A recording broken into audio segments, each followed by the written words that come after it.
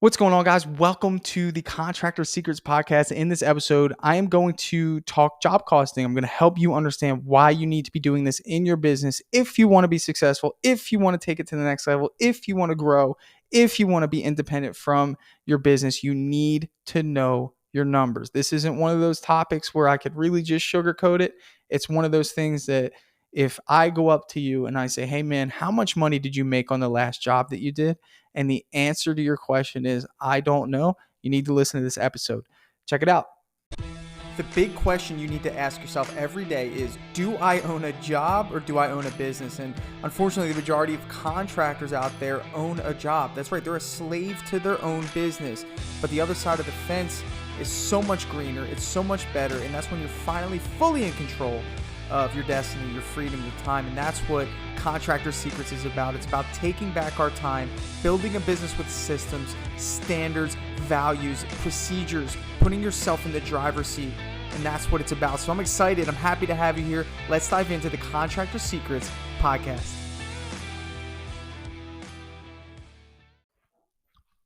What's going on, everyone? Welcome back to the Contractor Secrets podcast. I'm your host, Tanner. And in today's episode, we're going to talk about the very exciting topic of job costing.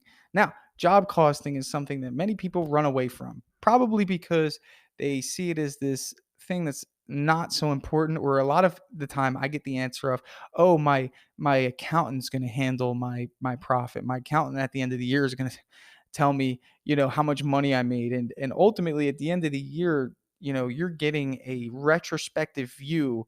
And the problem with that is, even if they did find a way to job cost, a lot of us use our bank accounts to buy different things and, to go to Walmart and all this. And all they're showing you is expenses versus income in your bank account. Okay. So there's no way they can identify for you certain costs attributed to certain jobs. There's absolutely no way.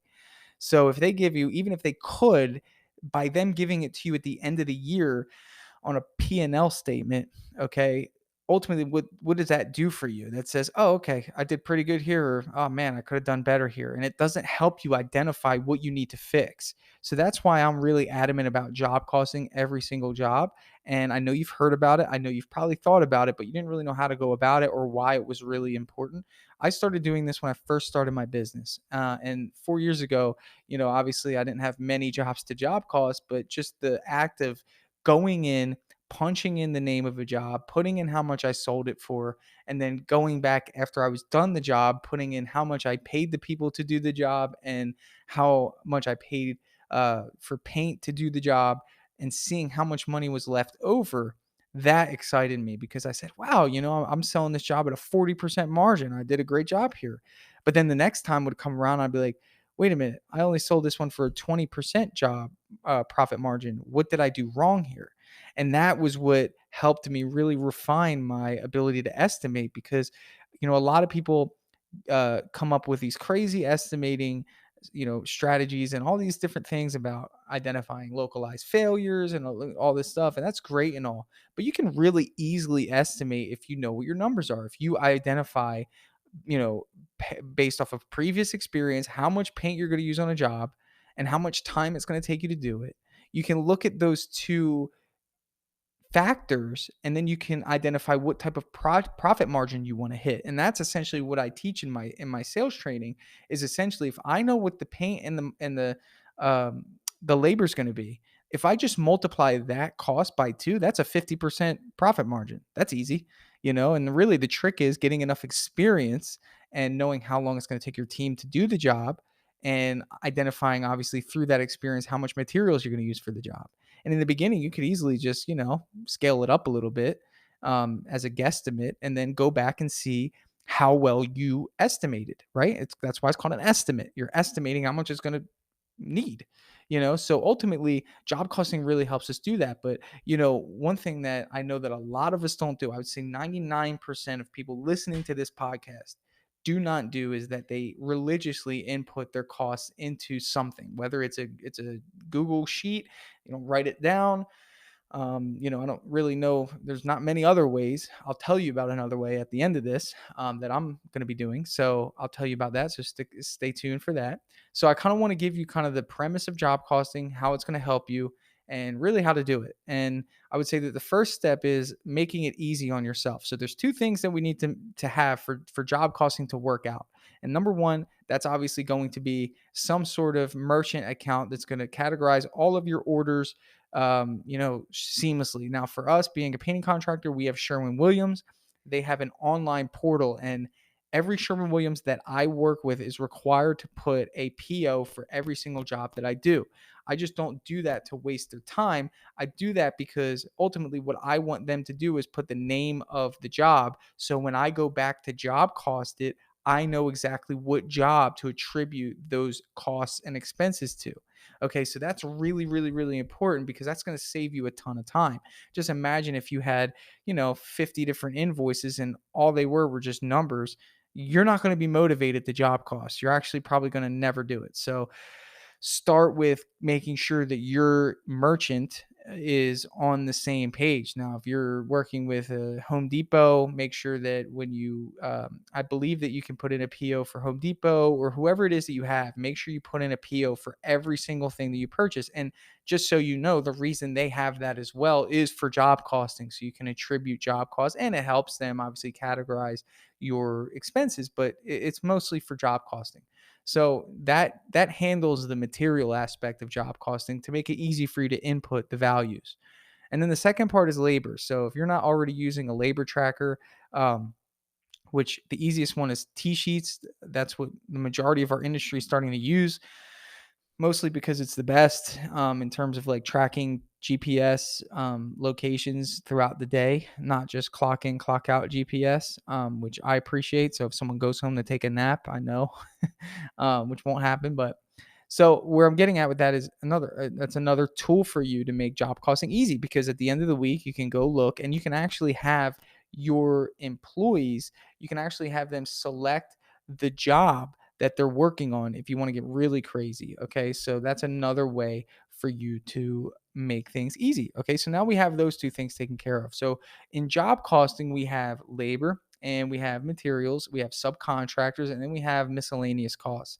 So for me, a miscellaneous cost would be a $50 lead, the expense that came through.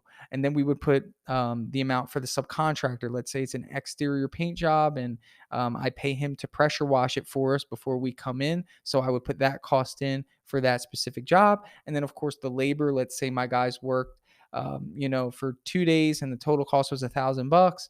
So that would go in. And then the materials, let's say it was $500 in paint. Okay. So let's say the total cost for everything, and don't quote me on this math. I'm just kind of getting the point across, is like 2 grand. Okay. And let's say I sold the job for 4 grand. So that would mean that I'm at a 50% profit margin, right? So if the total cost for me to do the job from start to finish was 2 grand and I sold the job for 4 grand, I'm going to hit a 50% profit margin. So then I would say to myself, okay, what type of job was that? Well, that was a 3 bedroom, 2 bathroom exterior paint job. And I would say, okay, great. So I'm pricing that perfectly. How many square feet was that? Oh, that was, 2,000 square feet. How much did I price it for? Oh, 4 grand. So you price it at $2 a square foot.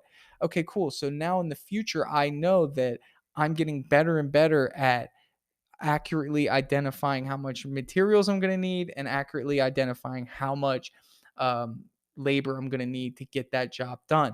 Now, obviously, the labor is going to change as your company changes. People leave, or if you give people promotions, or if you're building your team. So you need to be actively engaging how long it's going to take your team when you're quoting jobs, when you're giving quotes. You have to identify how long your production is going to take because that's how much it's going to cost you, right? So I think a big majority and a big mistake, big majority of contractors make this big mistake is that they're pricing every single job the way they priced it, when they started their business, and they haven't changed it based on the change in costs, how, changing the price of materials and all that stuff. And you're just losing money by doing that. So I kind of want to paint a picture for you and I want you to see how valuable this is. So let's say that you have this job costing tool that you input, whenever you sell a job, you put in, okay, I sold this job for 10 grand. And, after the week's done, you put in how many materials that you spent. So let's say you spent 2 grand in materials. And then after that, you put in how much labor you spent. Let's say you put 3 grand in labor. So this thing is going to tell you that you were at a 30% labor cost and a 20% material cost. That's pretty good. Okay. And then you put in your miscellaneous costs. Let's say it costs you 500 for the subcontractor to clean it for you. So that was 5% subcontractor cost. Okay. And that was, let's say that was the only expense. So you hit a 45% gross profit margin for your company, and 5% was for the subcontractor, 30% was for the labor, 20% was for the materials. Okay, great margins. Now, let's say you do another job for 10 grand. Let's say it was the same size job, just for comparison. And let's say that line item goes right underneath the first one that you did. And this one instead was 40% labor, 30% material, and the same subcontractor costs, right?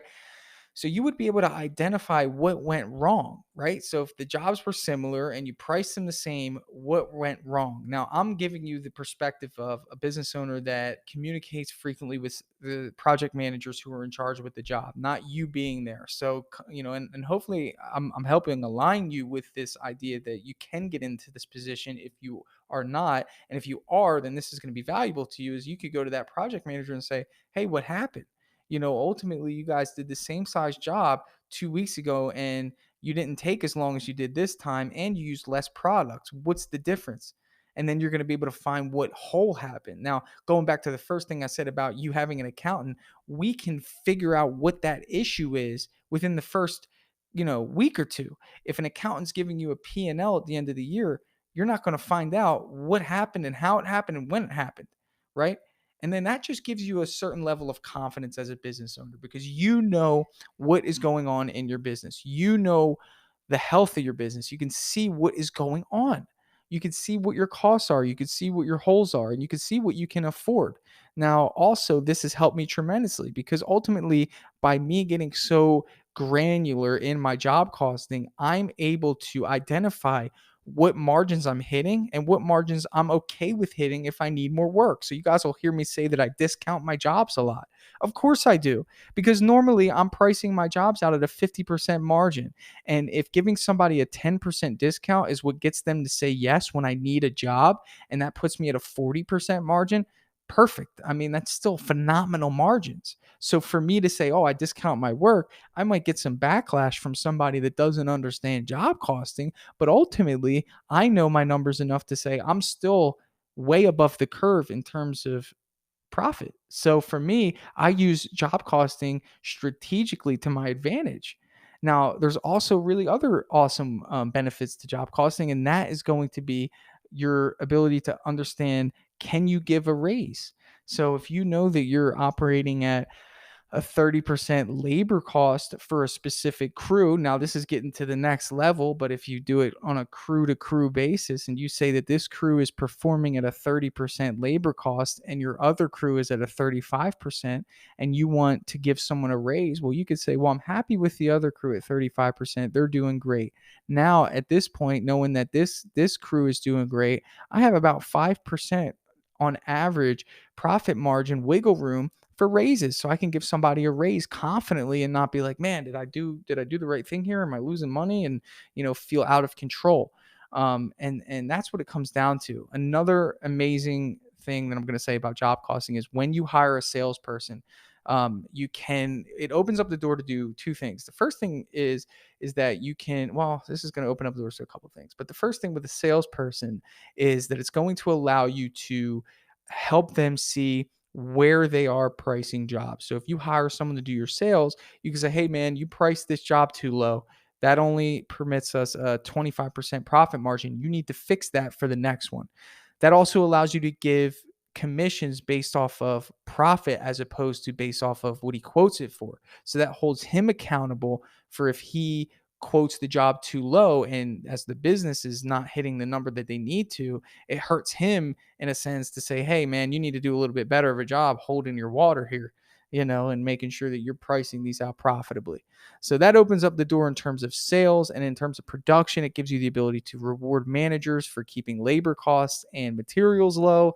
And you can't do any of this stuff unless you know what your costs are. And as a business owner, it's your responsibility. So, with that said, I'm not going to leave you hanging. We have a new app. Yes, I know I've talked about Dripjobs. This is a sister app of Dripjobs that is just going to do job costing. It's called JobSite, and I want you to try it out. It's free, and I want you to be one of the first to try it out. So if you're listening to this podcast, you listened to it all the way through, you didn't just shut it off when you heard that I was going to be talking about job costing, then that means that you're pretty excited about this. You're engaged in it. You understand why it's important, and I want to reward you by giving you a free app to help you do this. So you have to DM me, say, hey, I listened to the podcast. I want the free job costing app. Message me somewhere and I will make sure you have it. Thanks for listening to this one, guys. It's a good one. I hope you got something out of it, and I'll catch you on the next episode. Hey, I just want to take a second to thank you for joining me here on the Contractor Secrets podcast. I'm just going to take this opportunity to let you know that my passion is coaching people, helping people.